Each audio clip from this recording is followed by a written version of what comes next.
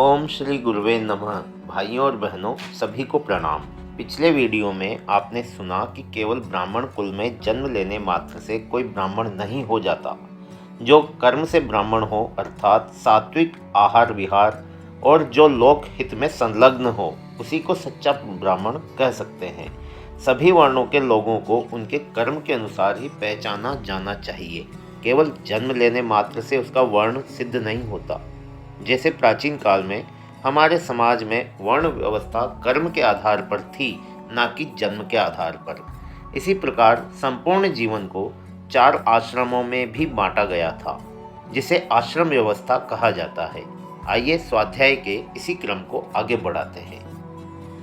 महाप्राज्ञ ने वर्ण आश्रम का महत्व बताते हुए कहा, हे महाभाग, भारतीय संस्कृति में जीवन के हर क्षेत्र में गंभीरता से विचार किया गया है। यह व्यवस्था भारतीय मनीषियों के बुद्धि कौशल की परिचायक है। वर्ण व्यवस्था की भांति यह भी हिंदू धर्म का एक प्रमुख अंग है, जो प्रत्येक व्यक्ति के लिए लाभदायक है।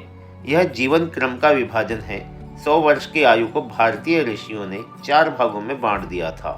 इसे ही 4 आश्रम की संज्ञा दी गई है: ब्रह्मचर्य आश्रम, गृहस्थ आश्रम, वानप्रस्थ आश्रम और संन्यास आश्रम।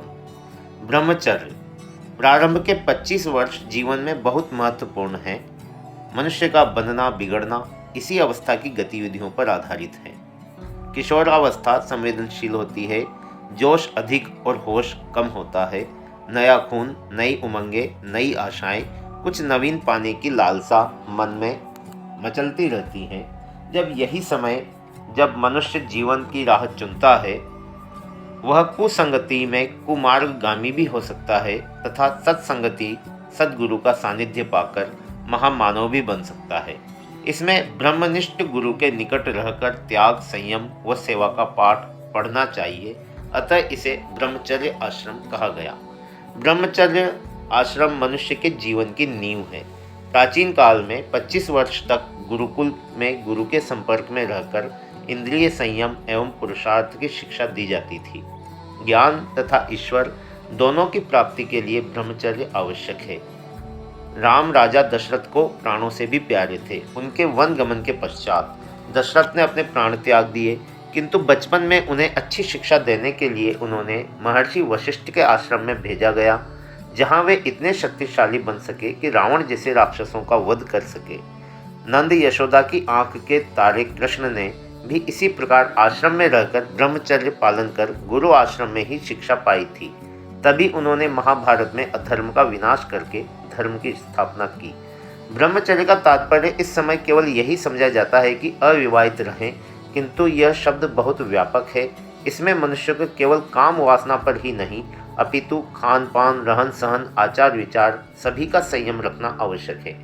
जीवन में 4 संयम अनिवार्य हैं: इंद्रिय संयम, समय संयम, विचार संयम और अर्थ संयम। इंद्रियां 10 हैं, किंतु 2 बहुत प्रबल है। एक जिह्वा यानी जीभ और दूसरी जनेंद्रिय। संयमित आहार से शरीर व मन दोनों ही स्वस्थ रहते हैं। एक पंडित जी निमंत्रण पाकर भोजन के लिए गए। भोजन स्वादिष्ट था तो अधिक खा गए। पेट में दर्द हुआ तो वैद्य जी ने गोली खाने को दी। कहने लगे, अरे 2 गोली की जगह होती तो 2 रसगुल्ले और ही न खा लेता। मतलब यह है कि इस समय भोजन में इतनी चीज़ें बनती हैं जो एक दूसरे के विपरीत गुण वाली हैं, वे भी एक साथ खाई जाती हैं तथा इतनी ज़्यादा तली भुनी होती हैं कि वे शरीर को हानि पहुंचाती हैं, मन में विकार पैदा करती हैं। ब्रह्मचर्य जवानी में नहीं, अपितु जीवन पर्यंत इसका ध्यान रखना आवश्यक है। मन में वासनाओं का विष भी जीवन में जहर घोल देता है। ब्रह्मचर्य का तेज मनुष्य को तेजस्वी ओजस्वी बनाता है। मन बड़ा चंचल होता है। इस पर नियंत्रण रखने के लिए साधना, स्वाध्याय तथा सादा जीवन एवं उच्च विचार रखने की आवश्यकता है। एक बार व्यास जी ने लिखा, बलवान इंद्रिय ग्रामो विद्वानामपि कर्षयति, अर्थात इंद्रियां बहुत बलवान होती हैं, वे विद्वानों को भी पतन की तरफ ले जाती हैं। उनके एक शिष्य को अपने ऊपर बहुत अभिमान था। उसने कहा, गुरुदेव, यह आपने गलत लिखा है, इसे ऐसे लिखिए कि वे विद्वानों को पतित नहीं कर सकती। गुरुदेव ने कहा, मैंने जो लिखा है वही ठीक है। ऐसा कहकर शिष्य उदास हो गया। एक दो दिन बाद उसने संध्या समय किसी स्त्री को रोने की आवाज़ सुनी, तो एक साथी को लेकर जंगल की तरफ गया। वहाँ देखा कि रात के अंधेरे में बिजली चमक रही थी और एक बहुत सुंदर नव युवती रो रही थी। पूछने पर उसने बताया कि मेरे पति पानी लेने गए हैं, पता नहीं कहाँ चले गए, रात के अंधेरे में क्या करूँ। उस शिष्य ने कहा, तुम आश्रम चलो, मैं इस शिष्य को यहाँ छोड़ देता हूँ, वे आएंगे तो यह उन्हें साथ लेकर आश्रम आ जाएगा। यह कहकर स्त्री को साथ ले आए। एक कमरे में उसके भोजन व सोने की व्यवस्था कर दी। वह स्त्री दरवाजा बंद करके सो गई, पर उस शिष्य के मन में बार बार उससे मिलने की इच्छा हो रही थी। दरवाजा खटखटाया तो उस स्त्री ने दरवाजा खोलने से मना कर दिया। उसने दरवाजे के अंदर हाथ डालकर सांकल खोल दी, किंतु देखा तो स्त्री की जगह गुरुदेव बैठे थे और उनके हाथ में वही श्लोक था। लज्जित होकर शिष्य गुरुजी के पैरों में गिर पड़ा। कहने का मतलब यह है कि मनुष्य को मन पर नियंत्रण रखना बहुत आवश्यक है। वाणी का संयम भी आवश्यक है। सारे झगड़े कटु वचन से ही होते हैं। मीठी वाणी सबको वश में कर लेती है। एक औरत ने अपनी सहेली से कहा, मेरे पति बहुत गुस्सा करते हैं, घर में रोज़ लड़ाई होती है। उसने कहा, अरे इसकी तो बहुत अच्छी दवा है मेरे पास। तुम एक काम करना, जब वे कुछ कहे तो मुंह में गोली रख लेना, कुछ बोलना मत, नहीं तो दवा का असर खत्म हो जाएगा। उसने ऐसा ही किया। 2 दिन बाद बोली, बहन तुम्हारी गोली ने बहुत अच्छा काम किया, क्या नाम है इस दवा का, मैं मंगा लूँगी। उसने कहा, प्यारी बहन वह तो मिश्री की डली थी, काम उस गोली ने नहीं तुम्हारे चुप रहने ने किया है। एक चुप 100 को हराता है। ब्रह्मचारी को इंद्रियों पर नियंत्रण रखना चाहिए। समय भी जीवन की अनमोल संपत्ति है, अतः एक एक क्षण का सदुपयोग करना चाहिए। विचारों पर नियंत्रण रखना भी आवश्यक है, क्योंकि इस उम्र में उत्साह बहुत होता है। मन कल्पना लोक में उड़ता है, किंतु मन के लड्डू खाने से काम नहीं चलता। तात्पर्य यह है कि ब्रह्मचर्य आश्रम विद्या अर्जन का समय है, तपस्या का समय है। इस ब्रह्मचर्य के बल पर ही राम भक्त हनुमान इतना महान कार्य कर सके। महर्षि दयानंद ने ब्रह्मचर्य के बल पर ही शक्ति अर्जित की थी। उन्होंने लड़ते हुए 2 सांडों के सींग पकड़कर अलग अलग दिशाओं में फेंक दिए। नेपोलियन, लूथर, न्यूटन, विवेकानंद तथा शंकराचार्य आदि ने इसी ब्रह्मचर्य के बल पर महान शक्ति प्राप्त की थी। दूसरा आश्रम है गृहस्थ आश्रम। ब्रह्मचर्य आश्रम की महत्ता सुनकर एक विरक्त जिज्ञासु ने पूछा, गुरुदेव ब्रह्मचर्य की बात तो समझ में आती है, किंतु गृहस्थ आश्रम में फंसकर तो व्यक्ति माया मोह में फंसकर ही रह जाता है। अतः सेवा साधना अविवाहित रहकर ही की जा सकती है, यह ठीक है या नहीं, कृपया बताइए। मुस्कुराते हुए महाप्राज्ञ ने कहा, वत्स, ब्रह्मचर्य आश्रम के नियमों का पालन करके मनुष्य गृहस्थ आश्रम में प्रवेश करता है। जो व्यक्ति केवल भोग विलास का सुख पाने के लिए, भौतिक सुविधाओं का उपयोग करने के लिए अथवा संतान उत्पत्ति के लिए विवाह करते हैं, उनके लिए यह आश्रम माया मोह जाल में फंसाने वाला हो सकता है, किंतु वास्तविकता यह है कि यह आश्रम अन्य सभी आश्रमों से श्रेष्ठ है।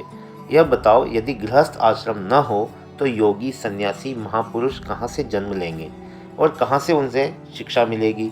राम, कृष्ण, गौतम, गांधी सभी तो इस परिवार रूपी बगिया के मुस्कुराते खिलखिलाते फूल थे, जिनकी सुगंध से सारा जग महक उठा।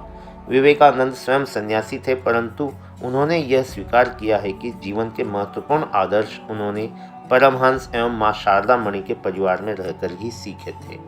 ऋषियों ने इस आश्रम को सभी आश्रमों का मेरुदंड कहा है।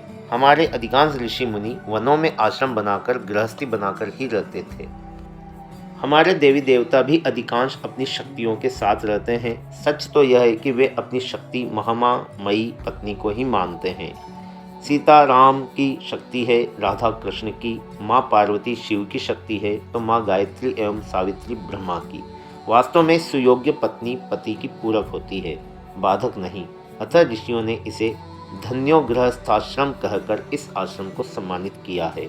सच तो यह है कि गृहस्थ व्यक्ति सबसे बड़ा साधक एवं तपस्वी है, क्योंकि गृहस्थ के ऊपर माता पिता, पत्नी, बच्चे, संबंधी, अतिथि तथा समाज सभी की जिम्मेदारी रहती है। इन सबके प्रति कर्तव्य पूरा करना सबसे बड़ी तपस्या है। इस आश्रम में रहकर उसे अपने कर्तव्य को पूरा करने के लिए जिस त्याग, संयम एवं साधना की आवश्यकता पड़ती है, उसे कोई सच्चा साधक ही पूरा कर सकता है। उसे पग पग पर अग्नि परीक्षा देनी पड़ती है। इसलिए कात्यायन ऋषि के माध्यम से गुरुदेव कहते हैं कि गृहस्थ एक तपोवन है जहाँ संयम, सेवा एवं सहिष्णुता की साधना करनी पड़ती है। एक बार एक व्यक्ति के घर के वातावरण से दुखी होकर सन्यासी बन गया, पर मन को शांति नहीं मिली। एक दिन गुरुदेव ने मन की पीड़ा बताई। गुरुदेव ने कहा, घर में कौन कौन है? उसने कहा, वृद्ध माता पिता, पत्नी, बच्चे सभी हैं। गुरुदेव ने कहा, बेटे, घर में माता पिता रो रहे हैं, बच्चे दुखी हैं, पत्नी परेशान है, तो यहाँ शांति कहाँ मिलेगी? तुम घर जाकर ही अपनी जिम्मेदारी पूरी करो, तभी शांति मिलेगी। यह है कि इस समय परिवारों की स्थिति बहुत ही चिंताजनक है। कारण यह है कि आजकल लड़के व लड़कियों को पारिवारिक जीवन में त्याग, तपस्या, संयम, सेवा, समर्पण की शिक्षा नहीं दी जाती। प्राचीन काल में संयुक्त परिवार होते थे तो बच्चों को एक दूसरे के साथ मिलकर रहने, खाने पीने की आदत हो जाती थी। इस समय सभ्य एवं संपन्न लोग तो बच्चों को हॉस्टल में रहकर पढ़ाने में गर्व अनुभव करते हैं। घर पर भी यदि रहते हैं तो माता पिता बस उनके 2 बच्चे, अतः बच्चे अपना स्वतंत्र जीवन जीना चाहते हैं। उन्हें किसी के साथ तालमेल बिठाने का अभ्यास ही नहीं होता। इसलिए विवाह के बाद भी ये समस्याएं सामने आती हैं।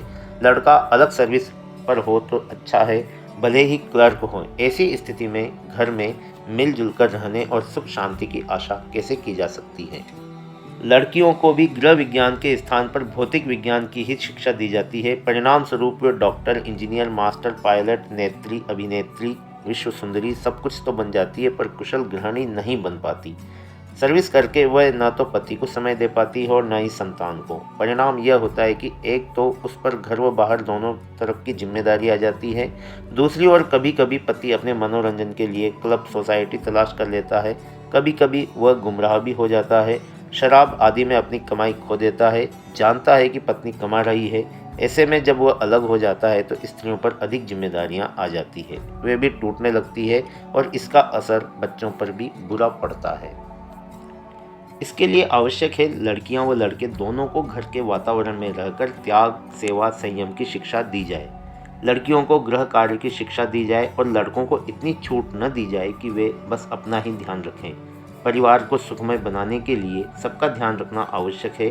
स्वार्थी व्यक्ति कभी सुखी नहीं रह सकता। एक व्यक्ति का स्वभाव बहुत क्रोधी था। हमेशा पत्नी को, बच्चों को डांटता रहता था। माता पिता का भी सम्मान नहीं करता था। एक दिन पंडित जी आए तो उसके स्वभाव से परिचित थे। पंडित जी ने उस व्यक्ति से पूछा, मैं व्यापार कर रहा हूँ, उसमें लाभ होगा या नहीं? पंडित जी ने कहा, लाभ हानि की बात छोड़ो, तुम पर तो बहुत क्रूर ग्रह हैं, 1 सप्ताह में तुम्हारी मृत्यु का योग है। यह सुनकर वह आदमी घबरा गया। पंडित जी से उपाय पूछा तो उन्होंने कहा, दान पुण्य करो, माता पिता की सेवा करो, बच्चों को प्यार करो, शायद उनके आशीर्वाद से ग्रह टल जाए। यह सुनकर वह बाजार गया, सबके लिए कुछ न कुछ खरीद कर लाया। बच्चों को प्यार से खाना खिलाया, माता पिता से उनकी कुशल क्षेम पूछी। उस दिन उसे बहुत अच्छा लगा। 2 दिन इसी तरह बीते, घर का वातावरण ही बदल गया। सबने उसके लिए प्रार्थना की।